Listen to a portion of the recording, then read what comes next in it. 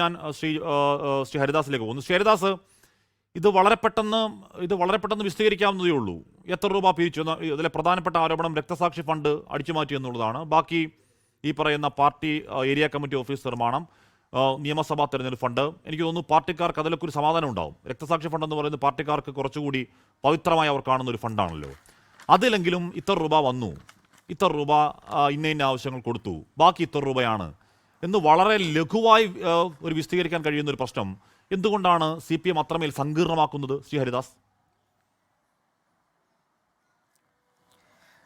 CPM പ്രവർത്തകർ കൊല്ലപ്പെട്ടിട്ടുള്ള ഏറ്റവും, നമ്മൾ പറയില്ലേ, രക്തസാക്ഷിയായിട്ടുള്ള ഏറ്റവും ദയനീയമായിട്ടുള്ള കാഴ്ച നമ്മൾ എറണാകുളത്താണ് കണ്ടത്. അഭിമന്യുവിൻ്റെ കൊലപാതകം. മഹാരാജാസ് കോളേജിൽ തൻ്റെ സഹപ്രവർത്തകരായ സഖാക്കൾക്ക് അടികൊള്ളണമെന്ന് പറഞ്ഞിട്ട് ഭക്ഷണം കഴിക്കുന്നിടത്തുനിന്നിട്ട് ഓടി വന്നിട്ടുള്ള പയ്യനെ ഇവിടുത്തെ വർഗീയവാദികളായ ഒരു രാഷ്ട്രീയ പാർട്ടിയുടെ യുവജന സംഘടനയുടെ ആൾക്കാർ കുത്തിക്കൊന്നിട്ട് ഇതുമാതിരി ഒരു ഫണ്ട് പിരിവുമായിട്ട് ബന്ധപ്പെട്ടിട്ടുള്ളത് ഹാഷ്മിക്ക് അറിഞ്ഞിട്ടുണ്ടായിരിക്കാം.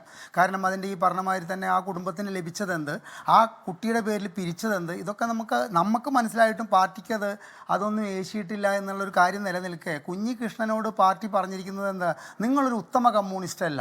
ഉത്തമ കമ്മ്യൂണിസ്റ്റ് ആവണമെങ്കിൽ കുഞ്ഞികൃഷ്ണൻ ആ പാഠശാലയിൽ നിന്ന് പഠിച്ചിട്ടുള്ളത് എന്താ, പാതിരാത്രിക്ക് സൂര്യനെ നോക്കിയിട്ട് പറയുകയല്ല, പാതിരാത്രിക്ക് ചന്ദ്രനെ നോക്കിയിട്ട് പറയുകയാണ് ഇപ്പം നട്ടുച്ചയാണെന്ന് പറഞ്ഞാൽ അതേ എന്ന് പറയാൻ EP ജയരാജനായാലും P ജയരാജനായാലും MP ജയരാജനായാലും പാതിരാത്രിയെ നട്ടുച്ചയാക്കിയിട്ട് പറയുമ്പോൾ അതിന് എന്ന് പറയാൻ എന്നെ കിട്ടില്ല എന്നാണ് അദ്ദേഹം ഈ പാഠശാലയിൽ നിന്ന് തന്നെ പഠിച്ചത് നമ്മളോട് പറഞ്ഞിരിക്കുന്നത്. അപ്പോൾ ഇവിടെ കുഞ്ഞികൃഷ്ണന് കൊടുത്തിട്ടുള്ള 2 വാണിംഗ് ആണ് ഹാഷ്മി സത്യത്തിൽ പറഞ്ഞു കഴിഞ്ഞാൽ. അതിൽ ഒന്നാമത്തെ വാണിംഗ് എന്താ വെച്ച് കഴിഞ്ഞാൽ, പാർട്ടിക്കുള്ളിൽ നടക്കുന്ന ഇത്തരത്തിലുള്ള ദുർവ്യയങ്ങൾ പൊതുജനങ്ങളുടെ മുമ്പിൽ അവതരിപ്പിച്ചു കഴിഞ്ഞാൽ അതിൻ്റെ ദൂഷിത ഫലം നിങ്ങൾ അനുഭവിക്കേണ്ടി വരുമെന്ന് കുഞ്ഞികൃഷ്ണനോട് പറയുന്നതോട് കൂടിയിട്ട് തന്നെ ഇത്തരത്തിലുള്ള ദുർവ്യയം നടത്തുന്നവരോട് പറയുകയാണ്, നിങ്ങൾ എന്ത് ദുർവ്യയം വേണമെങ്കിലും നടത്തിക്കോളൂ, നിങ്ങളെ സംരക്ഷിക്കാൻ പാർട്ടിയുണ്ട്, അത് എത്ര കോടിയുടെ ആണെങ്കിലും ഞങ്ങൾ നിങ്ങൾക്കൊപ്പം ഉണ്ട് എന്നുള്ള 2 സന്ദേശങ്ങളാണ് ഈ കുഞ്ഞികൃഷ്ണനെ പുറത്താക്കിയിട്ട് ഇന്നലെ രാകേഷിൻ്റെ പത്രസമ്മേളനം കണ്ടപ്പോൾ എനിക്ക് മനസ്സിലായത്. കാരണം അത്രയും നമ്മൾ പറയില്ല, അദ്ദേഹത്തിൻ്റെ ബോഡി ലാംഗ്വേജ്, അദ്ദേഹത്തിൻ്റെ മുഖത്തുള്ള ഭാവങ്ങൾ, ഇതൊക്കെ നമുക്ക് കണ്ടു കഴിഞ്ഞാൽ അറിയാം കുഞ്ഞികൃഷ്ണൻ്റെ പുറത്തേക്കുള്ള പോക്കിലെ രാകേഷ് എന്നല്ല ജില്ലയിലെ പാർട്ടി നേതൃത്വം അങ്ങേയറ്റം പകച്ചിരിക്കുന്ന ഒരു അവസ്ഥയാണ് നമ്മൾ കാണുന്നത്. ഈ പാർട്ടി ഇന്നും ഇന്നലെയും തുടങ്ങിയതല്ല. ഈ ധനസമാഹരണത്തിൻ്റെ കാര്യത്തിലുള്ള ഈ വിഷയം ഇന്നും ഇന്നലെയും തുടങ്ങിയിട്ടുള്ളതല്ല. ഏകദേശം 20 കൊല്ലത്തോളം ഒരു കൺസ്ട്രക്ഷൻ കമ്പനിയുടെ എറണാകുളത്ത് കേരളത്തിലെ പ്രൊജക്ട് മാനേജറായിരുന്നു ഞാൻ. ആ പ്രൊജക്ട് മാനേജർ എന്ന നിലയ്ക്ക് ഇവിടുത്തെ കെട്ടിട നിർമ്മാണ മേഖലയിലെ തൊഴിലാളികളെ വെച്ച് എൻ്റെ കയ്യിൽ നിന്ന് കണക്ക് പറഞ്ഞ് പൈസ മേടിച്ചിട്ടുള്ളവരാണ് ഈ കേരളത്തിലെ തന്നെ എല്ലാ CITU നേതാക്കളും. ഞാൻ ആ പരാതി പറയാൻ വേണ്ടി ഇവിടുത്തെ ലെനിൻ സെൻറ്ററിൽ പോയി. എനിക്ക് ജീവിക്കാൻ പറ്റുന്നില്ല, ഇവരെ ഇന്ന് കൊടുത്തത് കണ്ടിൽ നിന്ന് അടിച്ചിട്ട് നാളെ വീണ്ടും വേണമെന്ന് പറയുന്ന അവസ്ഥയാണ്. ഓരോരുത്തരും ചോദിക്കുന്ന തുക നമുക്ക് കേട്ട് കേൾപ്പിക്കാൻ, ഇതിൻ്റെ ഈ ഞാൻ ജോലി ചെയ്യുന്ന സ്ഥാപനത്തിൻ്റെ ഹെഡ് ഓഫീസ് ബാംഗ്ലൂരാണ്.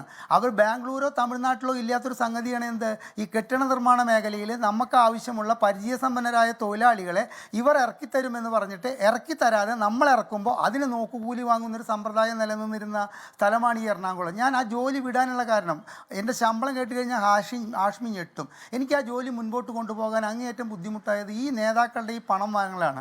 കഴിഞ്ഞ 9.25 കൊല്ലത്തെ ചരിത്രം ഒന്ന് പരിശോധിച്ച് കഴിഞ്ഞാൽ 100 ഉണ്ടായിരുന്നവൻ 1000-ന് ഉടമയായി, 1000 ഉണ്ടായിരുന്നവൻ 10,000-ന് ഉടമയായി, 10,000 ഉണ്ടായിരുന്നവൻ ലക്ഷപ്രഭുവായി, ലക്ഷം ഉണ്ടായിരുന്നവൻ കോടീശ്വരനായി, കോടീശ്വരൻ ശതകോടീശ്വരനായി. ഈ പാർട്ടിയുടെ 9.25 വർഷത്തെ ഭരണത്തിൻ്റെ ഈ സഖാക്കളുടെ ഇന്നത്തെ സാമ്പത്തിക സ്ഥിതിയുടെ പരിശോധന നടത്തിയാൽ വളരെ വ്യക്തമായിട്ട് കാണാവുന്ന ഒരു ചരിത്രമാണിത്.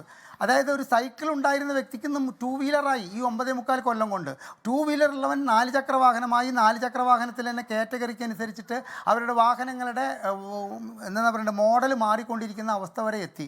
അപ്പോൾ ഈ പാർട്ടിക്കുള്ളിലെ പ്രത്യയശാസ്ത്രം മറന്നുകൊണ്ട് പാർട്ടി ധനസമാഹരണത്തിനുള്ളൊരു ഒരു ഭാഗമാണ് എന്നുള്ളത് ബോധ്യപ്പെട്ടതോടുകൂടി ഈ പാർട്ടിയിലേക്ക് കഴിഞ്ഞ 9.25 കൊല്ലത്തിനുള്ളിൽ ഒരുപാട് പേര് ഒഴുകിയെത്തിയിട്ടുണ്ട്. ഇപ്പം എനിക്ക് പറയുന്നത് കൊണ്ട് ഒരു പ്രശ്നവുമില്ല. ഈ ശബരിമലയിലത്തെ പോലത്തെ ഏറ്റവും അവസാനം ചാർജ് ഒഴിഞ്ഞിട്ടുള്ള ചെയർമാൻ്റെ പേര് നമുക്ക് അങ്ങനെ കാണാം. മറ്റു പാർട്ടികളിൽ നിന്നിട്ട് അവർക്ക് കൃത്യമായിട്ടുള്ള സാമ്പത്തിക വരുമാനത്തിന് യാതൊരു മാർഗവുമില്ല എന്നിരിക്കുകയാണ് ഇത്തരക്കാരൊക്കെ വന്നിട്ട് ഈ പാർട്ടിയിൽ ചേക്കേറിയിട്ട് ഈ പാർട്ടിയുടെ പ്രത്യയശാസ്ത്രം തന്നെ മറന്നു. തന്നെപ്പോലെ തൻ്റെ സഹജീവിയും ജീവിക്കുന്നു എന്ന് ഉറപ്പുവരുത്തേണ്ട പാർട്ടി തന്നെപ്പോലെ തൻ്റെ സഹജീവിക്കും സാമ്പത്തികമായിട്ടുള്ള സ്ഥിതി മെച്ചപ്പെടുത്താൻ വേണ്ടിയിട്ട് നിൽക്കുമ്പോൾ അതിനെ അസഹിഷ്ണുതയോടുകൂടി കണ്ടിരുന്ന ഒരു വ്യക്തിയാണ് കുഞ്ഞികൃഷ്ണൻ ഈ സംഗതി ഇനി അദ്ദേഹത്തിന് ഇപ്പോൾ നമുക്കറിയാം, അദ്ദേഹത്തിന് ഒരു 65 വയസ്സിൻ്റെ ഉള്ളിലുണ്ട്. ഇത്രയും കാലം പാർട്ടി സേവനം നടത്തി. ഇനി ഇത് മിണ്ടാതെ എനിക്ക് ഇരുന്നു കൊണ്ട് ഇതൊക്കെ ഇവർ ചെയ്യുന്നത് കാണാമെന്ന് വിചാരിച്ച് പാർട്ടിയിൽ നിന്നും പുറത്തു പോകാമായിരുന്നു.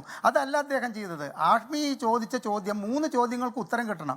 ഈ രക്തസാക്ഷിയുടെ പേരിൽ എത്ര രൂപ പിരിച്ചു, അതിൽ നിന്ന് എത്ര രൂപ ചെലവായി, നിലവിൽ എത്ര രൂപ ബാക്കിയുണ്ട് എന്നുള്ളൊരു ഉത്തരം കിട്ടാതെ